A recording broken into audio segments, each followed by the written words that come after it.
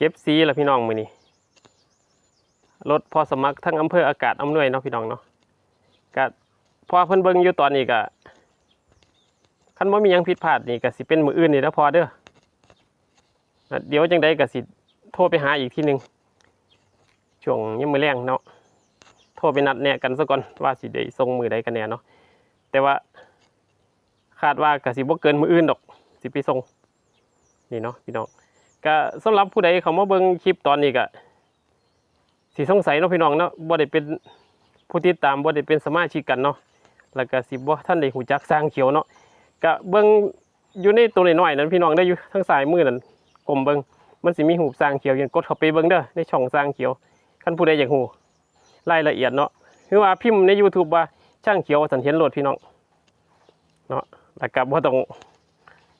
นี่เนาะบางท่านก็ยังถามว่าราคาเท่าไหร่มีขายที่ไหนเขาไปเบิ่งพี่น้องรายละเอียดอยู่ในหันละเบิ่งหลายๆคลิปก่อนเนาะเบอร์โทรก็อยู่หันยังก็อยู่หันเบิดละพี่น้องรายละเอียดมีทุกสิ่งทุกอย่างเนาะอันนี้ไม่เป็นคลิปสั้นว่าสามารถสิลงรายละเอียดได้หลายปานใดเนาะ